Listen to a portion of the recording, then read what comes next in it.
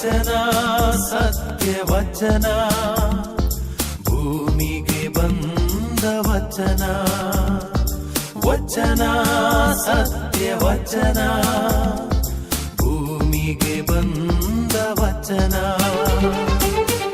ಆದಿಯಲ್ಲಿ ಇದ್ದ ವಚನ ನಮ್ಮ ನೋಡ ಬಂದ ವಚನ ವಚನ ಸತ್ಯ ವಚನ ಭೂಮಿಗೆ ಬಂದ ವಚನ.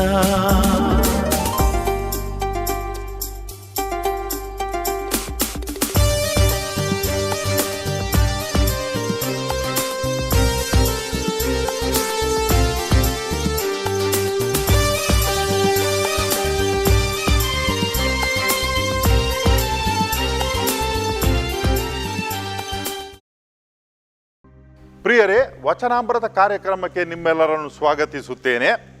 ದೇವರ ವಾಕ್ಯವನ್ನು ನಾವೀಗ ಆಲಿಸಿಕೊಳ್ಳುವ. ಸಂತ ಮಾರ್ಕನು ಬರೆದ ಸುವಾರ್ತೆ ಅಧ್ಯಾಯ 16 ವಾಕ್ಯ 1ರಿಂದ 8 ತನಕ. ಸಾವಿನ ಸೋಲು. ಸಾಬ್ಬತ್ ದಿನ ಕಳೆದದ್ದೇ ಮಗ್ದಲದ ಮರಿಯಳು, ಯಾಕೋಬನ ತಾಯಿ ಮರಿಯಳು ಮತ್ತು ಸಲೋಮೆ ಯೇಸುವಿನ ಪಾರ್ಥಿವ ಶರೀರಕ್ಕೆ ಲೇಪಿಸಲೆಂದು ಸುಗಂಧ ದ್ರವ್ಯಗಳನ್ನು ಕೊಂಡುಕೊಂಡರು. ಭಾನುವಾರ ಮುಂಜಾನೆ ಬೇಗನೆ ಹೊರಟು ಸೂರ್ಯೋದಯ ಸಮಯಕ್ಕೆ ಸಮಾಧಿಯನ್ನು ತಲುಪಿದರು. ಸಮಾಧಿಯ ದ್ವಾರಕ್ಕೆ ಮುಚ್ಚಿರುವ ಕಲ್ಲನ್ನು ನಮಗೆ ಉರುಳಿಸಿಕೊಡುವವರು ಯಾರು ಎಂದು ಅವರು ತಮ್ಮಲ್ಲಿ ಮಾತನಾಡಿಕೊಳ್ಳುತ್ತಿದ್ದರು. ಏಕೆಂದರೆ ಆ ಕಲ್ಲು ಬಹಳ ದೊಡ್ಡದಾಗಿತ್ತು. ತಲೆ ಎತ್ತಿ ನೋಡಿದಾಗ ಕಲ್ಲು ಪಕ್ಕದಲ್ಲಿ ಬಿದ್ದಿರುವುದನ್ನು ಕಂಡರು. ಸಮಾಧಿಯೊಳಕ್ಕೆ ಪ್ರವೇಶಿಸಿ ನೋಡುವಾಗ ಬಿಳಿಯ ಬಟ್ಟೆ ಧರಿಸಿದ್ದ ಯುವಕನೊಬ್ಬನು ಅಲ್ಲಿ ಬಲಗಡೆ ಕುಳಿತಿರುವುದನ್ನು ಕಂಡು ಅವರು ಬೆಚ್ಚಿಬಿದ್ದರು.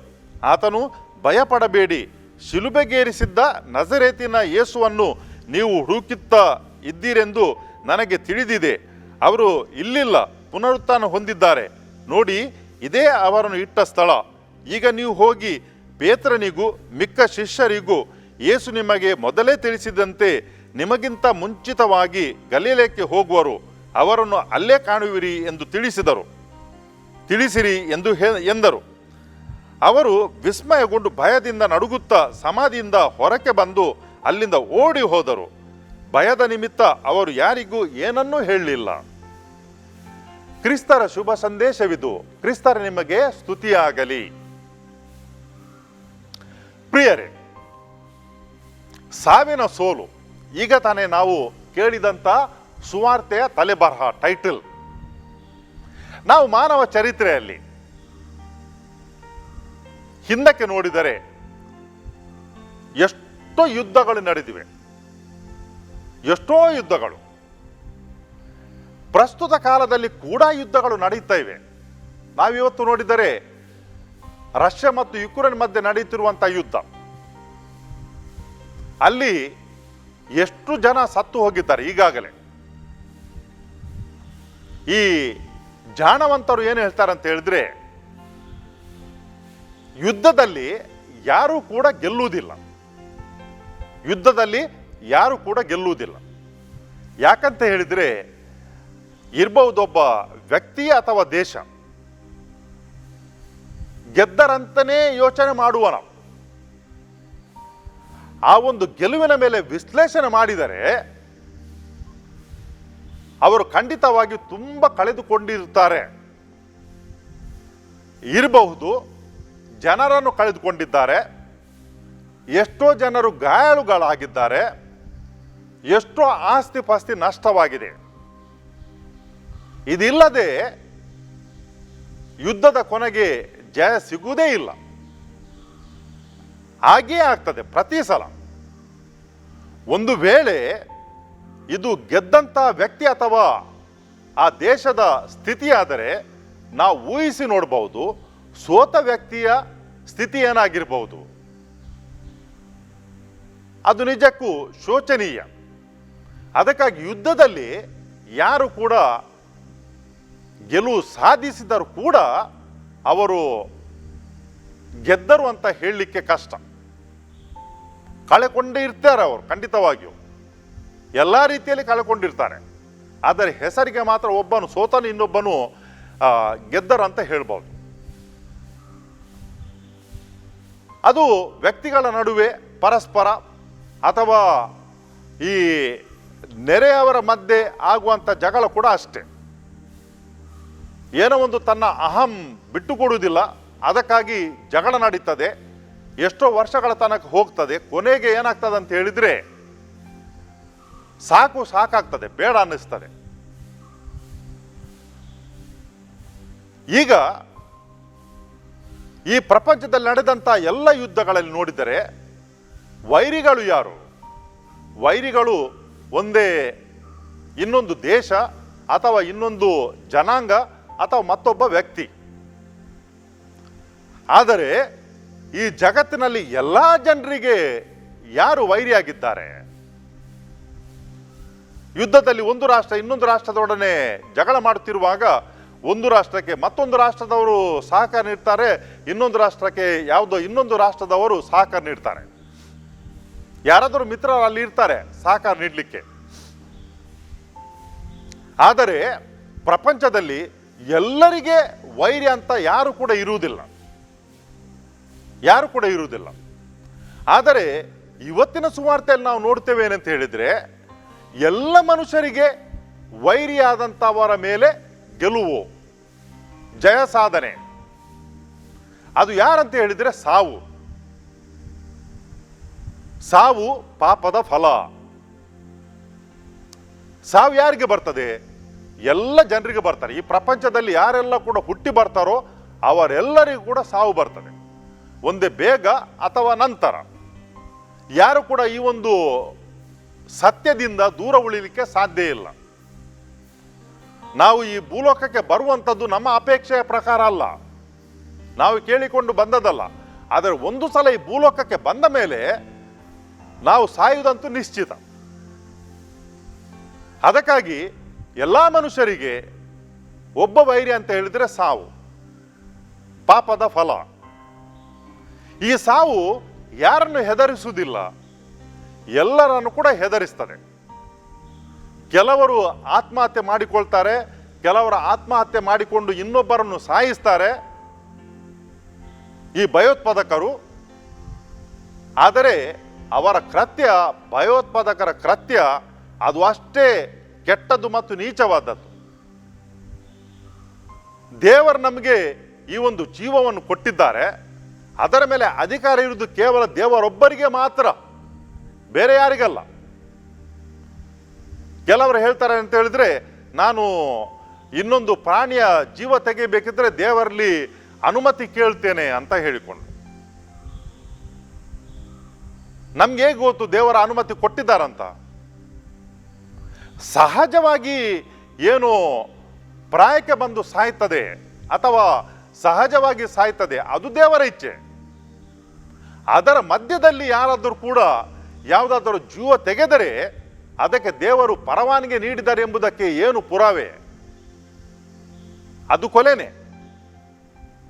ಆದ್ದರಿಂದ ಈ ಪ್ರಪಂಚದಲ್ಲಿ ಎಲ್ಲ ಜನರಿಗೆ ಒಂದು ಸಂಗತಿ ಮನುಷ್ಯರನ್ನು ಹೆದರಿಸ್ತದೆ ಅಂತ ಹೇಳಿದರೆ ಸಾವು. ಯಾರಿಗೆ ಕೂಡ ಈ ಸಾವು ಬೇಡ. ಏನು ಮಾಡ್ತಾರೆ ಅಂತ ಹೇಳಿದರೆ, ಎಷ್ಟಾದರೂ ಕೂಡ ಖರ್ಚಾದರೂ ಚಿಂತೆ ಇಲ್ಲ, ಸಾಲ ಆದರೂ ಕೂಡ ಚಿಂತೆ ಇಲ್ಲ, ಒಂದು ಸಲ ಗುಣಮುಖರಾಗಿ ಅವರು ವಾಪಸ್ ಬರಲಿ, ಮನೆಗೆ ಬರಲಿ, ಸಾವು ಹಿಂದಕ್ಕೆ ಹೋಗಲಿ ಅಂತ ಎಲ್ಲರ ಮನಸ್ಸಿನಲ್ಲಿ ಕೂಡ ಇರ್ತಾರೆ. ಯೇಸು ಸ್ವಾಮಿ ಮರಣದಿಂದ ಪುನರುತ್ಥಾನರಾದರು.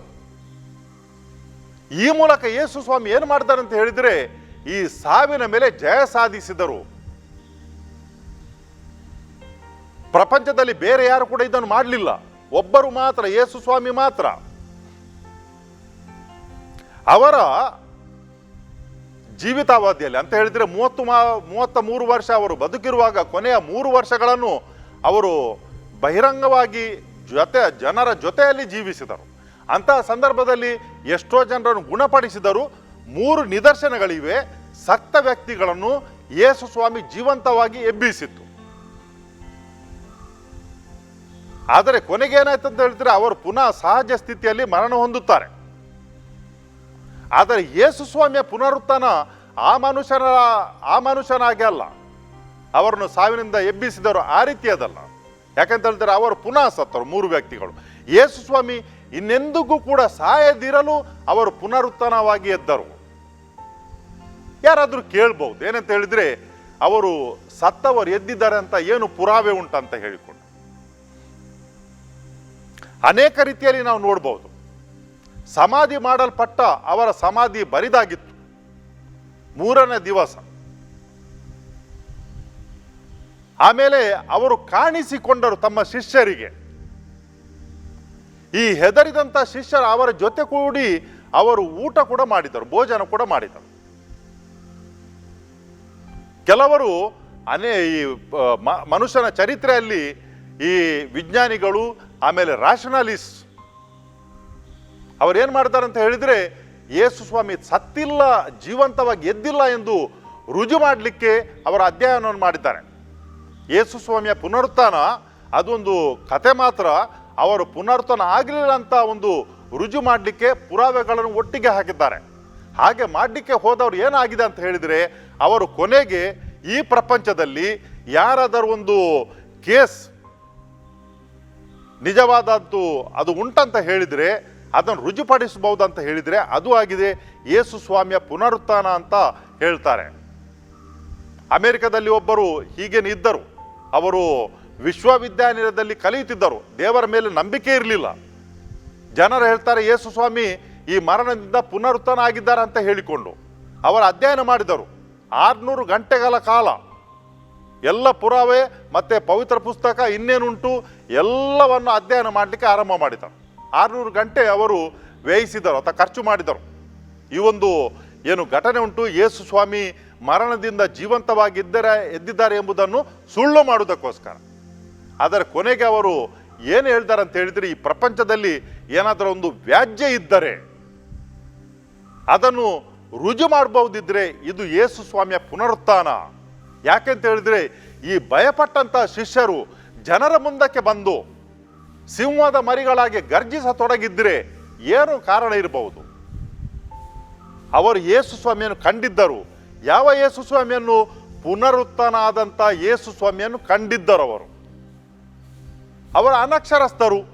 ನಾವು ನೋಡ್ತೇವೆ ಪ್ರೇಷಿತರ ಕಾರ್ಯಕಲಾಪಗಳು 4ನೇ ಅಧ್ಯಾಯ. ಅವರನ್ನು ಪೇತ್ರ ಮತ್ತು ಯೋಹಾನರನ್ನು ಮುಖ್ಯ ಯಾಜಕರ ಮುಂದೆ ತರ್ತಾರೆ. ಯೇಸು ಸ್ವಾಮಿಯ ಬಗ್ಗೆ ಅವರು ಮಾತನಾಡ್ತಾರೆ ಅಂತ ಹೇಳಿಕೊಂಡು. ಮುಖ್ಯ ಯಾಜಕರು ಅವರು ಉನ್ನತ ಸ್ಥಾನದಲ್ಲಿದ್ದರು, ಕಲಿತವರು ಕೂಡ. ಪೇತ್ರ ಮತ್ತು ಯೋಹಾನ ಅನಕ್ಷರಸ್ಥರು. ಅವರ ಮುಂದೆ ನಿಂತು ಏನು ಹೇಳ್ತಾರೆ ಅಂತ ಹೇಳಿದರೆ, ಹೆದರ್ಲಿಲ್ಲ ಅವರು ಯೇಸು ಸ್ವಾಮಿಯ ಪುನರುತ್ಥಾನವನ್ನು ಅವರು ಗಟ್ಟಿಯಾಗಿ ಹೇಳತೊಡಗಿದರು. ಯಾವ ಯೇಸು ಸ್ವಾಮಿಯನ್ನು ನೀವು ಶಿಲುಬೆ ಮೇಲೆ ಹಾಕಿ ಸಾಯಿಸಿದ್ದಾರೋ ಅದೇ ಯೇಸು ಸ್ವಾಮಿಯನ್ನು ಪಿತಾದೇವರು ಮರಣದಿಂದ ಎಬ್ಬಿಸಿದ್ದಾರೆ. ಒಂದು ಸಲಕ್ಕೆ ಈ ಶಿಷ್ಯರು ಹೆದರಿ ಹೋಗಿದ್ದರು, ಚದುರಿ ಹೋಗಿದ್ದರು. ಅದರ ನಂತರ ಬಂದು ಅವರು ಏನು ಮಾಡ್ತಾರೆ ಅಂತ ಹೇಳಿದರೆ, ಜನರ ಮುಂದೆ ನಿಂತು ಎಲ್ಲರ ಮುಂದೆ ಗರ್ಜಿಸುತ್ತಾರೆ, ಯೇಸು ಸ್ವಾಮಿಯ ಪುನರುತ್ಥಾನ. ಹೇಗೆ ಸಾಧ್ಯ ಇದು? ಇದಕ್ಕೆ ವಿವರಣೆ ಇಲ್ಲ. ಒಂದೇ ವಿವರಣೆ ಅಂತ ಹೇಳಿದರೆ, ಅವರು ಜೀವಂತವಾದಂಥ ಯೇಸು ಸ್ವಾಮಿಯನ್ನು ಕಂಡಿದ್ದರು. ಮರಣದಿಂದ ಪುನರುತ್ಥಾನವಾದಂಥ ಯೇಸು ಸ್ವಾಮಿಯನ್ನು ಕಂಡಿದ್ದರು. ಅದಕ್ಕಾಗಿ ಅವರೆಲ್ಲರೂ ಕೂಡ ನಾವು ನೋಡ್ತೇವೆ, ಶಿಷ್ಯರೆಲ್ಲರೂ ಕೂಡ ಸಾಯಲಿಕ್ಕೇನೆ ಹೆದರ್ಲಿಲ್ಲ. ಯಾವುದೇ ರೀತಿಯ ಸಾವಾದರೂ ಕೂಡ ಚಿಂತೆ ಇಲ್ಲ. ಏನು ಸಿಂಹದ ಬಾಯಿಗೆ ನಮ್ಮನ್ನು ಕೊಡ್ತಿರೋ ಕೊಡಿ, ನಮ್ಮನೇನು ಖಡ್ಗದಿಂದ ಕಡಿತೀರೋ ಕಡೀರಿ, ನಮ್ಮನೇನು ಶಿಲುಬೆಗೇರಿಸಿ, ಏನು ತೊಂದರೆ ಇಲ್ಲ. ಯಾಕಂತ ಹೇಳಿದರೆ ಅವರೆಲ್ಲರೂ ಕೂಡ ಪುನರುತ್ಥಾನ ಆದಂಥ ಯೇಸು ಸ್ವಾಮಿಯನ್ನು ಕಂಡಿದ್ದರು. ಅದಕ್ಕಾಗಿ ಅವರಿಗೆ ತಿಳಿದಿತ್ತು, ಯೇಸು ಸ್ವಾಮಿಯ ಹಿಂಬಾಲಿಸಿದರೆ, ಅವರ ಈ ದಾರಿಯಲ್ಲಿ ನಾವು ನಡೆದರೆ ನಾವು ಸತ್ತರೂ ಕೂಡ ಜೀವಿಸುವೆವು ಎಂಬ ಒಂದು ಧೈರ್ಯ ಅವರಲ್ಲಿ ಬಂದಿತ್ತು. ಮತ್ತು ಅವರು ಸಾವಿಗೆ ಹೆದರಲಿಲ್ಲ. ನಮ್ಮ ಜೀವನದಲ್ಲಿ ಏನಾದರೂ ಚಿಕ್ಕ ಪುಟ್ಟ ಗಾಯಗಳಾದರೆ ನಮಗೆ ತುಂಬ ನೋವಾಗ್ತದೆ. ಯಾರಾದರೂ ನಮ್ಮನ್ನು ಅಟ್ಟಾಡಿಸ್ಕೊಂಡು ಬಂದರೆ ನಮಗೆ ಹೆದರಿಕೆ ಆಗ್ತದೆ, ಹೇಗೆ ಬದುಕುವುದು ಅಂತ ಹೇಳಿಕೊಂಡು. ಬೇರೆ ಬೇರೆ ರೀತಿಯ ಭಯಗಳಿವೆ. ಆದರೆ ದೊಡ್ಡ ಭಯ, ಎಲ್ಲ ಜನರಿಗಿರುವಂಥ ಭಯ ಅಂತ ಹೇಳಿದ್ರೆ ಮರಣ, ಸಾವು. ಎಲ್ಲರಿಗೂ ಉಂಟು, ಎಲ್ಲ ದೇಶದವರಿಗೂ ಉಂಟು, ಎಲ್ಲ ಜಾತಿ ಧರ್ಮದವರಿಗೆ ಕೂಡ ಉಂಟು, ಎಲ್ಲ ಜಾತಿ ಜನಾಂಗದವರಿಗೆ ಕೂಡ ಉಂಟು, ಎಲ್ಲರಿಗೆ ಕೂಡ ಉಂಟು. ಮರಣ ಅಂತ ಹೇಳಿದ ಕ್ಷಣ ಎಲ್ಲರೂ ಕೂಡ ಭಯ ಪಡ್ತಾರೆ, ಸತ್ತಾಗ ಉಳಿದವರು ಅಳ್ತಾರೆ. ಆದರೆ ಯೇಸು ಸ್ವಾಮಿ ಏನು ಮಾಡಿ ತೋರಿಸಿದ್ದಾರೆ ಅಂತ ಹೇಳಿದರೆ, ಮರಣದಿಂದ ಪುನರುತ್ಥಾನಗೊಂಡು ನಮಗೆಲ್ಲರಿಗೂ ಕೂಡ ಒಂದು ಶಾಶ್ವತ ಜೀವನ ಉಂಟು, ದೇವರೊಂದಿಗೆ ಜೀವಿಸುವಂಥ ಜೀವನ ಉಂಟು. ಈ ಮರಣ ಎಂಬುದು ಕೇವಲ ಅದು ಹಾದು ಹೋಗುವಂಥ ಒಂದು ದಾರಿ ಮಾತ್ರ, ಅದು ಅಂತ್ಯ ಅಲ್ಲ ಅಂತ ನಮಗೆ ಯೇಸು ಸ್ವಾಮಿ ತೋರಿಸಿಕೊಟ್ಟಿದ್ದಾರೆ. ಮರಣ ಎಂಬುದು ಅದು ಹಾದು ಹೋಗುವಂಥ ಒಂದು ದಾರಿ, ಇಹಲೋಕದಿಂದ ಪರಲೋಕಕ್ಕೆ. ಪ್ರಿಯರೇ, ನಮ್ಮ ಸ್ವಾಮಿ ಯೇಸು ಸ್ವಾಮಿ ಜನರಿಗೋಸ್ಕರ ಎಲ್ಲವನ್ನು ನೀಡಿದರು, ತನಗೋಸ್ಕರ ಜನರಿಂದ ಏನೇನನ್ನು ಪಡೆಯಲಿಲ್ಲ. ಅಂತ ಯೇಸು ಸ್ವಾಮಿ ಮರಣದಿಂದ ಪುನರುತ್ಥಾನಗೊಂಡು ನಮಗೆಲ್ಲರಿಗೂ ಕೂಡ ಏನು ಅವರ ಜೀವಿತಾವಧಿಯಲ್ಲಿ ಕೊಟ್ಟಿದ್ದಾರೋ ಅದಕ್ಕಿಂತಲೂ ಮಿಗಿಲಾದದ್ದನ್ನು ಕೊಟ್ಟಿದ್ದಾರೆ. ಈ ಪ್ರಪಂಚದಲ್ಲಿ ಅದ್ಭುತಗಳನ್ನು ಮಾಡುವಾಗ ಯಾರಿಗೆ ಜನರಿಗೆ ಹಸಿದವರಿಗೆ ಊಟ ನೀಡಿದ್ದರು, ಯಾರು ಅಸ್ವಸ್ಥರಾಗಿದ್ದರು ಅವರನ್ನು ಗುಣಮುಖರನ್ನಾಗಿ ಮಾಡಿದ್ದರು. ಆದರೆ ಪುನರುತ್ಥಾನವಾದಂಥ ಯೇಸು ಸ್ವಾಮಿ ನಮಗೆಲ್ಲರಿಗೂ ಕೂಡ ಯಾರು ಏನು ಕೊಡಲಿಕ್ಕೆ ಸಾಧ್ಯ ಇಲ್ಲವೋ, ಯಾರು ಕೂಡ ಕೊಡಲಿಕ್ಕೆ ಸಾಧ್ಯ ಇಲ್ಲವೋ ಅದನ್ನು ನಮಗೆ ನೀಡಿದ್ದಾರೆ, ಪುನರುತ್ಥಾನವನ್ನು ನೀಡಿದ್ದಾರೆ. ಸತ್ತ ಮೇಲೆ ನಮಗೆ ಅನಂತಕ್ಕೆ ಜೀವಿಸುವ ಭಾಗ್ಯವನ್ನು ನೀಡಿದ್ದಾರೆ. ಇದು ಯೇಸು ಸ್ವಾಮಿ ನಮಗೆ ಮತ್ತು ಪ್ರಪಂಚದ ಎಲ್ಲ ಸಮಸ್ತ ಜನರಿಗೆ ನೀಡಿದಂಥ ದೊಡ್ಡ ಕೊಡುಗೆ ಆಗಿದೆ. ಸಾವಿನ ಮೇಲೆ ಜಯ ಸಾಧನೆ, ಇದು ಯೇಸು ಸ್ವಾಮಿ ನಮಗೆ ಮಾನವ ಕುಲಕ್ಕೆ ಕೊಟ್ಟಂಥ ದೊಡ್ಡ ಒಂದು ಕೊಡುಗೆ ಅಂತ ನಾವು ಹೇಳ್ಬೋದು. ಅದಕ್ಕಾಗಿ ಕಳೆದ 20 ಶತಮಾನಗಳಲ್ಲಿ, ಈಗ 21ನೇ ಶತಮಾನದಲ್ಲಿದ್ದೇವೆ ನಾವು, ಎಷ್ಟು ಜನರು ಪುಣ್ಯ ಪುರುಷರು ಸತ್ಯಕ್ಕಾಗಿ ನೀತಿಗಾಗಿ ತಮ್ಮ ಅಂತಃಕರಣದ ಆ ಒಂದು ನಿಲುವಿಗಾಗಿ ಸಾವನ್ನು ಅವರು ಎದುರಿಸಿದ್ದಾರೆ. ಸಾವಿಗೆ ಅವರು ಹೆದರಲಿಲ್ಲ, ಸಾವನ್ನು ಎದುರಿಸಿದ್ದಾರೆ ಅವರು. ಯಾಕಂತ ಹೇಳಿದರೆ ನಮ್ಮ ಸ್ವಾಮಿ ಯೇಸು ಸ್ವಾಮಿ ಮರಣದಿಂದ ಪುನರುತ್ಥಾನರಾಗಿದ್ದಾರೆ. ಆದ್ದರಿಂದ ಅವರ ದಾರಿಯಲ್ಲಿ ನಾವು ನಡೆದರೆ, ಅವರಲ್ಲಿ ವಿಶ್ವಾಸ ಇಟ್ಟರೆ, ನಾವು ಸಾಯುವಾಗ ನಮ್ಮ ಜೀವನ ಅದು ಮುಗಿದು ಹೋಗುವುದಿಲ್ಲ, ಬದಲಾಗಿ ಸಾವಿನ ನಂತರ ಕೂಡ ನಾವು ಪರಮಾತ್ಮನಲ್ಲಿ ಜೀವಿಸುತ್ತೇವೆ. ಎಷ್ಟು ಜನರು ಬೇಕು, ಎಷ್ಟು ಜನರು ಇತಿಹಾಸದಲ್ಲಿ ಎಷ್ಟು ಜನರು ಏನೇನು ತಪ್ಪು ಮಾಡದಿದ್ದರೂ ಕೂಡ ದಂಡಿಸಿದ್ದಾರೆ, ಆದರೆ ಅವರು ಸಾಯಲಿಕ್ಕೆ ಹೆದರಲಿಲ್ಲ. ಅವರು ಖುಷಿಯಿಂದನೇ ಮರಣವನ್ನು ಸ್ವೀಕಾರ ಮಾಡಿದ್ದಾರೆ. ನಾವು ನೋಡ್ತೇವೆ ಈ ಮೊದಲಿನ ಶತಮಾನಗಳಲ್ಲಿ ಯೇಸು ಸ್ವಾಮಿಯ ನಂತರ ಅವರನ್ನು ರೋಮಾಪುರದವರು ದಂಡಿಸ್ತಿರುವಾಗ ಸಂತೋಷದಿಂದ ಅವರ ಹಾಡುಗಳನ್ನು ಹಾಡುತ್ತಾ ಮರಣವನ್ನು ಸ್ವೀಕಾರ ಮಾಡಿದ್ದಾರೆ, ಗೀತೆಗಳನ್ನು ಹಾಡುತ್ತಾ ಮರಣವನ್ನು ಸ್ವೀಕಾರ ಮಾಡಿದ್ದಾರೆ. ಯಾಕಂತ ಹೇಳಿದರೆ ಅವರೆಲ್ಲರಿಗೆ ಕೂಡ ತಿಳಿದಿತ್ತು ಏನಂತ ಹೇಳಿದರೆ, ಯೇಸು ಸ್ವಾಮಿಯಲ್ಲಿ ನಾವು ವಿಶ್ವಾಸವಿಟ್ಟರೆ ಯೇಸು ಸ್ವಾಮಿಯಲ್ಲಿ ನಾವು ಕೂಡ ಜೀವಿಸುವೆವು ನಮ್ಮ ಮರಣದ ನಂತರ ಅಂತ ಹೇಳಿಕೊಂಡು. ಪ್ರಿಯರೇ, ಇದು ಪ್ರಪಂಚದಲ್ಲಿನ ಅತಿ ದೊಡ್ಡ ಜಯ, ಮರಣದ ಮೇಲಿನ ಜಯ. ಯುದ್ಧಗಳಲ್ಲಿ ಜನರೇನು ಜಯ ಸಾಧಿಸಿದ್ದಾರೆ, ಆದರೆ ಎಷ್ಟೋ ಜನರ ಬಲಿ ತೆಗೆದುಕೊಂಡು ಯೇಸು ಸ್ವಾಮಿ ಯಾರ ಬಲಿಯನ್ನು ಕೂಡ ತೆಗೆದುಕೊಳ್ಳಿಲ್ಲ, ಬದಲಾಗಿ ಎಲ್ಲ ಜನರಿಗೆ ತನ್ನನ್ನೇ ತಾನು ಬಲಿಯಾಗಿ ಅರ್ಪಿಸಿದ್ದಾರೆ. ಇದು ವ್ಯತ್ಯಾಸ. ಈ ಪ್ರಪಂಚದ ಯುದ್ಧಗಳಲ್ಲಿ ಎಷ್ಟೋ ಜನರ ಜೀವಗಳು ಹಾರುತ್ತವೆ, ಎಷ್ಟೋ ಜನರು ಗಾಯಗೊಳ್ಳುತ್ತಾರೆ, ಎಷ್ಟೋ ಜನರು ಅನಾಥರಾಗುತ್ತಾರೆ, ವಿಧೇಯರಾಗುತ್ತಾರೆ, ವಿಧವೆಯರಾಗುತ್ತಾರೆ, ಎಷ್ಟೋ ಜನರು ಆಸ್ತಿ ಪಾಸ್ತಿಗಳನ್ನು ಕಳೆದುಕೊಳ್ಳುತ್ತಾರೆ, ದುಃಖದ ಸಾಗರದಲ್ಲಿ ಮುಳುಗುತ್ತಾರೆ. ಆದರೆ ಯೇಸು ಸ್ವಾಮಿ ಒಬ್ಬರು ಮಾತ್ರ ತಮ್ಮ ಜಯವನ್ನು ಸಾಧಿಸುವಾಗ ಯಾರನ್ನು ಕೂಡ ನೋಯಿಸ್ತಿಲ್ಲ, ಯಾರನ್ನು ಕೂಡ ಅವರು ಸೋಲಿಸ್ತಿಲ್ಲ, ಬದಲಾಗಿ ಮರಣವನ್ನು ಸೋಲಿಸಿದ್ದಾರೆ. ಈ ಮುಖಾಂತರ ಇಡೀ ಮಾನವ ಜನಾಂಗಕ್ಕೆ ಅವರು ಜಯವನ್ನು ತಂದುಕೊಟ್ಟಿದ್ದಾರೆ. ನಾವು ದೇವರಿಗೆ ಸ್ತುತಿಯನ್ನು ಸಲ್ಲಿಸುವ, ದೇವರ ಮಹಿಮೆಯನ್ನು ಕೊಂಡಾಡುವ, ಈ ಸತ್ಯ ನಮ್ಮ ಕಣ್ಣ ಮುಂದೆ ಇರುವಾಗ ನಾವು ಕೂಡ ವಿಶ್ವಾಸಿಗಳಾಗಿ, ದೇವರಲ್ಲಿ ವಿಶ್ವಾಸಿಗಳಾಗಿ, ಯೇಸು ಸ್ವಾಮಿಯಲ್ಲಿ ವಿಶ್ವಾಸಿಗಳಾಗಿ ನಮ್ಮ ಅಂತಃಕರಣಕ್ಕೆ ಸರಿಯಾಗಿ ನಡೆಯಲಿಕ್ಕೆ ನಾವು ಧೈರ್ಯದಿಂದ ಮುಂದೆ ಸಾಗುವ. ಈ ಪ್ರಪಂಚದಲ್ಲಿ ಏನು ಕಷ್ಟಗಳು ಬರಬಹುದು, ಕೆಲವರು ನಮ್ಮ ಮೇಲೆ ಆರೋಪಗಳನ್ನು ಹೊರಿಸಬಹುದು, ಆದರೆ ಅದೆಲ್ಲ ಕೂಡ ಸಾಯುವ ತನಕ ಮಾತ್ರ, ನಂತರ ಅವರು ಏನು ಕೂಡ ಮಾಡಲಿಕ್ಕೆ ಸಾಧ್ಯ ಇಲ್ಲ. ಅದಕ್ಕಾಗಿ ಯೇಸು ಸ್ವಾಮಿ ಹೇಳಿದರು, ನಿಮ್ಮ ಆತ್ಮವನ್ನು ನಾಶ ಮಾಡುವವರನ್ನು ನೀವು ಹೆದರ್ಬಹುದು. ಅದು ಯಾರು ಮಾಡ್ತಾರೆ? ಈ ಪ್ರಪಂಚದ ಮನುಷ್ಯರಲ್ಲಿ ಯಾರಿಗೆ ಕೂಡ ಸಾಧ್ಯ ಇಲ್ಲ. ಅದು ದೇವರ ಕೈಯಲ್ಲಿ ಉಂಟು. ನಿಮ್ಮ ದೇಹಕ್ಕೆ ಯಾರು ಹಾನಿ ಮಾಡ್ತಾರೆ, ಸರಿ, ಅದು ಎಷ್ಟು ತನಕ? ಸಾಯುವ ತನಕ ಮಾತ್ರ. ಅದಕ್ಕಾಗಿ ಪ್ರಿಯರೇ, ನಾವು ದೇವರನ್ನು ಹರಸುವ, ಯೇಸು ಸ್ವಾಮಿ ಭೂಲೋಕಕ್ಕೆ ಬಂದು ಈ ಒಂದು ಸತ್ಯವನ್ನು ನಮಗೆ ಪ್ರಕಟಣೆ ಮಾಡಿದ್ದಕ್ಕಾಗಿ ಮತ್ತು ಅವರ ಪುನರುತ್ಥಾನದ ಮುಖಾಂತರ ನಮಗೆಲ್ಲರಿಗೂ ಕೂಡ ಮರಣದ ಮೇಲೆ ಜಯ ತಂದು ಕೊಟ್ಟದ್ದಕ್ಕೆ ಕರ್ತನಾದ ದೇವರೇ, ನಾವು ಯೇಸು ಸ್ವಾಮಿಯ ನಿಮ್ಮ ಪುತ್ರರ ಪುನರುತ್ಥಾನದ ಹಬ್ಬದ ಕಾಲದಲ್ಲಿದ್ದೇವೆ. ನಾವು ನಿಮಗೆ ಸ್ತುತಿ ಪಡಿಸುತ್ತೇವೆ, ನಿಮ್ಮ ಮಹಿಮೆಯನ್ನು ನಾವು ಹೊಗಳುತ್ತೇವೆ. ನಿಮ್ಮ ಪುತ್ರರು ಈ ಭೂಲೋಕಕ್ಕೆ ಬಂದು ನಮಗಾಗಿ ಕಷ್ಟಗಳನ್ನು ಸಹಿಸಿದರು. ಅಷ್ಟು ಮಾತ್ರ ಅಲ್ಲದೆ ಮರಣದಿಂದ ಜೀವಂತವಾಗಿ ಎದ್ದು ನಮಗೆಲ್ಲರಿಗೂ ಕೂಡ ಮರಣದ ನಂತರ ಜೀವ ಉಂಟಂತ ತೋರಿಸಿಕೊಟ್ಟಿದ್ದಾರೆ. ನಿಮ್ಮೊಂದಿಗೆ ಅನಂತಕ್ಕೆ ಜೀವಿಸುವಂಥ ಭಾಗ್ಯವನ್ನು ನೀಡಿದ್ದಾರೆ. ನಾವು ನಿಮಗೆ ಅನಂತ ಕೃತಜ್ಞತೆಗಳನ್ನು ನಾವು ಸಲ್ಲಿಸುತ್ತೇವೆ.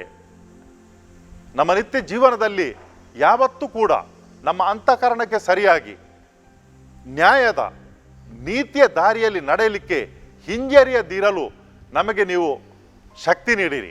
ನಮ್ಮ ಜೀವನದಲ್ಲಿ ಯಾವತ್ತೂ ಕೂಡ ನಿಮ್ಮಲ್ಲಿ ವಿಶ್ವಾಸವಿಟ್ಟು, ಯೇಸು ಸ್ವಾಮಿಯಲ್ಲಿ ವಿಶ್ವಾಸವಿಟ್ಟು ನಾವು ಧೈರ್ಯದಿಂದ ಜೀವಿಸಲಿಕ್ಕೆ, ನಿಮ್ಮ ಪುತ್ರರಿಗೆ ಸಾಕ್ಷಿಯಾಗಿ ಜೀವಿಸಲಿಕ್ಕೆ ನಮಗೆ ನೀವು ಅನುವು ಮಾಡಿಕೊಡಿರಿ, ಆಶೀರ್ವದಿಸಿರಿ. ಡಿವೈನ್ ವರ್ಡ್ ಟಿವಿ ಮುಖಾಂತರ ಈ ಕಾರ್ಯಕ್ರಮದಲ್ಲಿ ಪಾಲ್ಗೊಳ್ಳುತ್ತಿರುವಂಥ ಪ್ರತಿಯೊಬ್ಬರ ಮೇಲೆ ನಿಮ್ಮ ಆಶೀರ್ವಾದವನ್ನು ಹಾಕಿರಿ. ಉತ್ತಮ ಆರೋಗ್ಯ ಹಾಗೂ ಮನಸ್ಸಿನ ನೆಮ್ಮದಿಯನ್ನು ಅವರಿಗೆ ದಯಪಾಲಿಸಿರೆಂದು ಪ್ರಾರ್ಥಿಸುತ್ತೇವೆ. ಆಮೇನ್.